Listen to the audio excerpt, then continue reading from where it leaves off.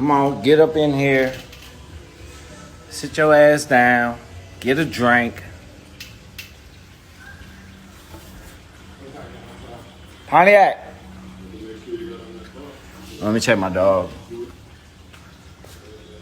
Pontiac. Pontiac. Hey, girl. All right, she's good. So what's popping? So basically, I'm gonna try and I guess just talk about the project a little bit. I put the note out earlier, just kind of explaining how it started. I went to rehab a little over a year ago, and I was in a place where I couldn't do shit for 3 months, and I'm a workaholic, and you know what I'm saying? It's what I am. I like to work a lot.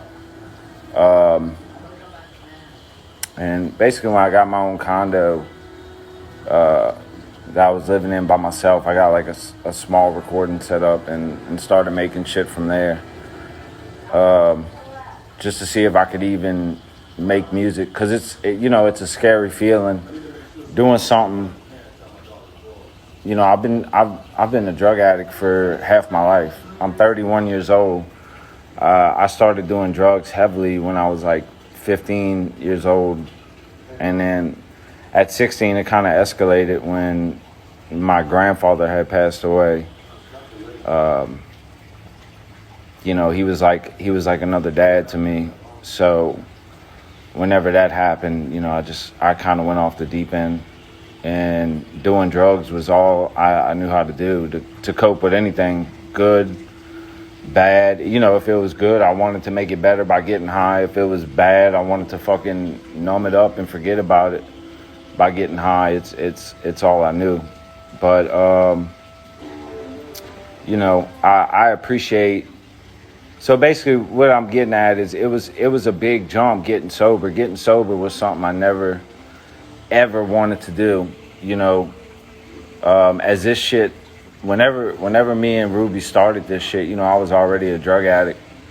And as this shit started, as we started finding more success, it didn't cure any of the problems I had, any of the trauma I had. As much as people think like money and shit, and the success and the notoriety will kind of fix your problems, and maybe this goes without saying, but maybe I was naive at the time, and I fucking, I thought it would fix some shit, but it didn't. It kind of just amplified things, and it made it even worse. And then, having the money and the resources to get and do whatever I wanted didn't help either. So I never wanted to get sober. A lot of people tried to step in and get me sober, but one thing I've learned through getting clean is like you can't make someone quit until they're ready to quit. You can do everything in the world, from begging to, everything. I'm sure you guys know, from begging, you just kind of have to hit a bottom on your own. And in my own way, I hit my own bottom. And even when I went to rehab, I didn't go to rehab trying to do a good, noble deed. Like, I wasn't like, you know what? Yeah, I'm fucking up. I need to go get some help. I was actually in a pretty toxic relationship to where I was just trying to run and just trying to get away. And the only way I could do that legitimately, it's a very complex and complicated story, but the only way I could do that legitimately was, to use the excuse of, I need to go get help. I need to go to rehab. Just get me the fuck out of here. I was just trying to get the fuck out and figure it out later. But, and going to rehab, even when I went there, I had no intention of staying sober whatsoever. I thought I was going to go there for like 2 weeks, dry out, and then be right back to my bullshit. But something happened. The place I went to, I went to Palm Desert.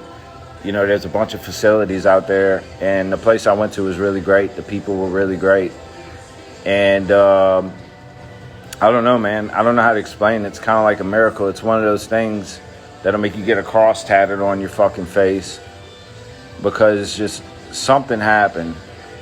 But I think a lot of that too was fear of coming back home. I didn't want to come back home. I still didn't know how to deal with the shit that I had going on here, and that kept me out there.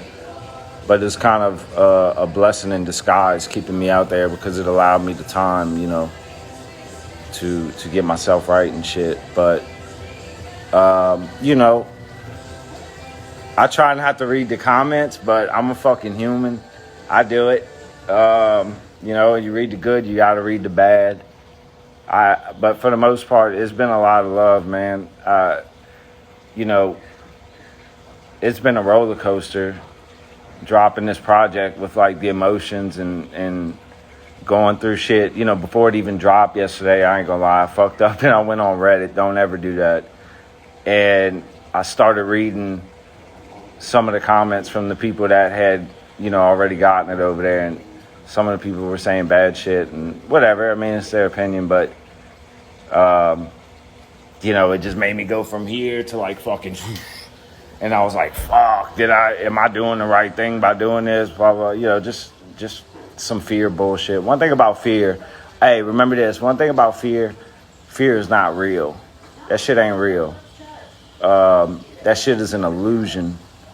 I just want to say that real quick because getting clean and getting sober, that was a big thing I had to deal with was a lot of fear. But anyway, yeah, so it's been a roller coaster, man. And, me and my cousin got in the studio yesterday, so it kind of got my mind off of shit, working on our new project. And then, yeah, man, it was time to release. I was super excited. And just going through the comments, it's been a lot of love. It's been overwhelming, and it makes me feel really good. Making over 100 songs, it's it's kind of hard to pick and to tell a story. Like the fucking solo could have been laced with just straight hard sounding shit. I had it. It could have been laced with whatever. But why even make a scrim album at that point? Why not just fucking, make more Suicide Boy shit? And, that's kind of the conclusion I came to. And with Ruby and the managers, the same with them. And, a lot of those songs, believe me, they're not just in the can forever. There's a plan for everything. Some of those songs that I had that were part of that 100 already came out. With Ruby getting on some of them for Stop Staring at the Shadows. Some of them are getting worked on right now. Ruby's still putting verses on them and shit and helping me kind of complete them and make them right. But overall, I read some of the bad shit too, but whatever. It's to be expected, man. Like, art's subjective. If you like it, if not, I see you big mad. Scrim used auto-tune, dude. He used auto-tune. Oh my God. Why don't he sound like 2015 Scrim? Why doesn't he sound like he's 25, 24 years old again? Oh my God. That's fuck off. If you don't like it, don't listen, man. But I feel like it's something that can. I feel like it's something that can grow on you. The more you listen to it, listen to it for the first time, especially if you're expecting like Suicide Boy shit. I understand as someone that listens to artists myself, and I'm a fan of artists. I understand the shock of like hearing something so different when it does come out, but if you're up to it and you're open to it, just keep giving it a couple listens, and I think you'll come around. Because true story, my manager Kyle, I was sending him all these songs as I was making them, and he would always bust my balls because they were soft, and he likes all the hard shit and this and that. And long story short, over a period of time of listening to it, it made me feel really good that he was talking to me the other day, and he's like, bro, this project has really grown on me. And there's a lot of songs on there that he now fucks with that I would have never guessed him fucking with before. But just a couple little tidbits about the album. I think a lot of people think I'm talking about females the whole time. I am. Past relationships, girls that I've tried to have a normal relationship with. But a lot of the songs, I talk about drugs as if they were a female to me, someone that has my heart, someone that I'm in love with. So maybe, I'm not going to say which songs, but maybe go back and, have that in your head whenever you listen to it. But, I love y'all. I care about y'all, man. I really do. I'm not here to explain myself. I'm just here to kind of give you some insight on the album. And,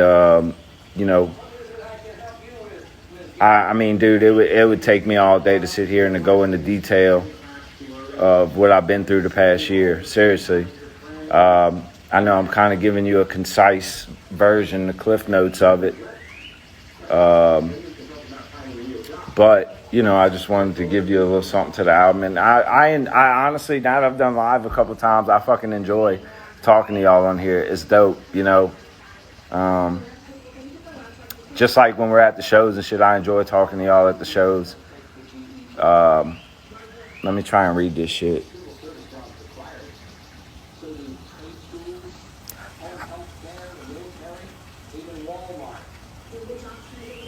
All right, someone asked me a question. Thank you. I love y'all too.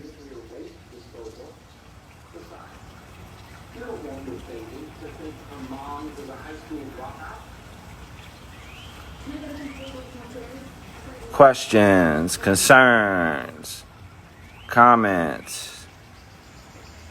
I'm here to answer. Don't make me hit the end button.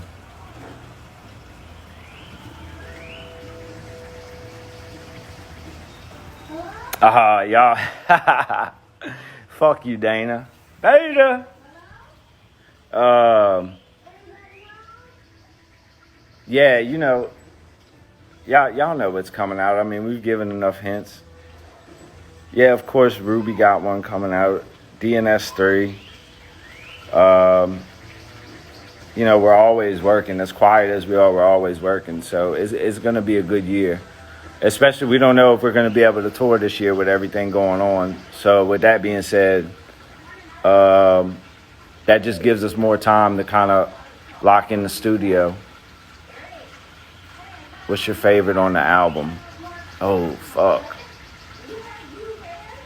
A lot of the songs, as they've gotten older, I've been listening to these songs for over a year. Some of them, it's kind of the more recent ones that I fuck with, just because they're newer.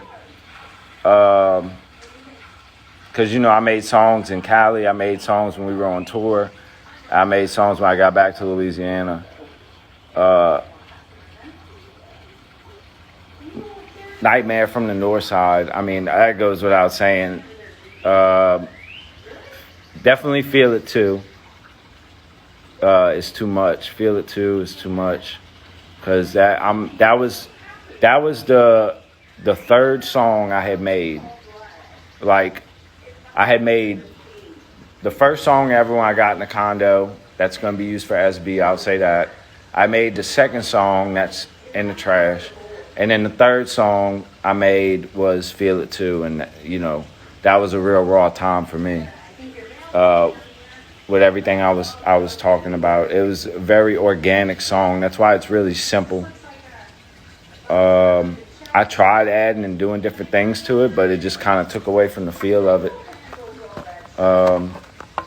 But besides that, I really like Tell Me When I'm Good Enough. Fuck, what else? 20 fucking songs. I really like Euphoria. Because that song is just like, not every song to me was about being lyrical, you know? I try to express my emotions sonically through the sound of the song. So Euphoria to me did a really good job of like capturing the euphoria I would, if I could take the euphoria I feel from a high and put it in a song and have it sound sonically like that, to me, my ears, it was like Euphoria. So I like that one a lot. And Violent Secrets, PTSD, and Side Effects, just because, you know, I kind of touch on my family situation. Some of the things, you know, that kind of went down with that. I don't know, dude. I like the whole fucking thing. It's really Delusions of Grandeur, or however you say it. That's actually a AA term. We hear in AA and NA a lot. But I like that song. That was the last song I made that went on the album. I actually made that song probably like 2-3 weeks ago. And, you know, I just tried to kind of touch on the good shit I had going on in my life. Like the new house, the fact that I got a car, just my pops being happy that I'm doing well and being proud of me. And, you know, me and my manager, Kyle, is my best friend, my brother. We go back to high school to where we were best friends, and we used to talk about this day right here when we'd be working together and like living our dreams together. Do you smoke weed with Ruby? No, I don't. I don't do anything. How many NAAA meetings you attend a week? Right now I can't go to them, you know, with everything going on, but I go every day. I'm there every day. I need it every day. I'm a sick motherfucker. And I don't ever want to get to a point to where I feel like I have this beat and I'm confident and I'm cocky and like I don't need the help anymore. It's important for me to remain humble, and when talking about that, because that's the shit that get people. They think they got it. Next thing they know, they're slipping. And for me, I know myself, it's a slippery slope. Even with the weed, you know, if I started smoking weed, that'd be a slippery slope. Next thing I know, I got a fucking needle in my arm. That's just how I operate. Let's see. Like to say, I got you.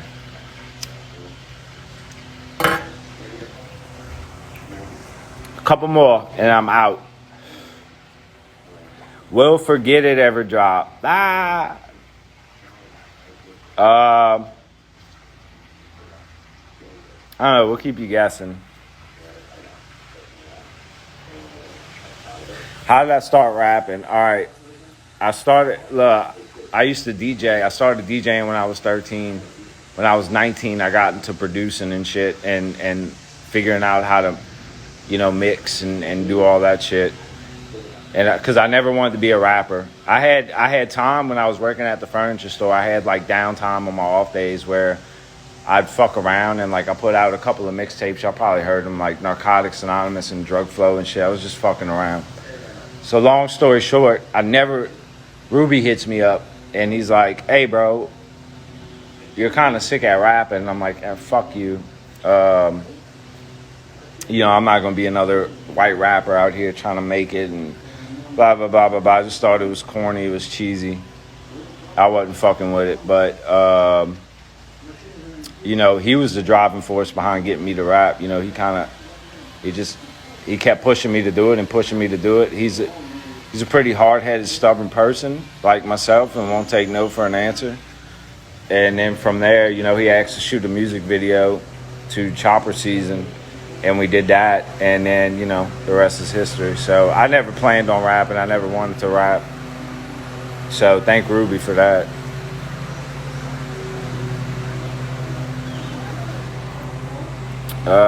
Let's see.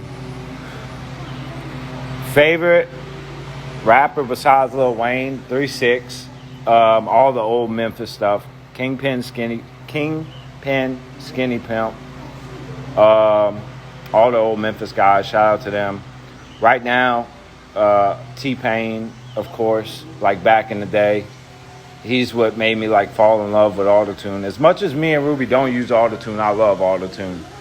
I always have and I always will. If you don't like it, I'm sorry. It's my thing. It was my album, so I got to use it. But T-Pain, I'm actually a big Party Next Door fan. I'm actually a big Travis Scott fan, believe it or not. I think he's dope. Just because he was a big part behind Yeezus. And when I found that out, I thought that was pretty dope. Kanye, goes without saying, Kanye. And right now, I'd say like Duke Deuce from Memphis, he's killing it.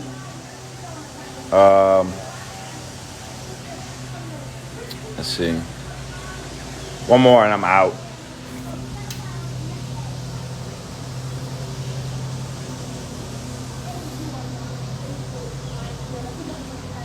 Y'all asking questions I can't answer, man. I can't spill the juice.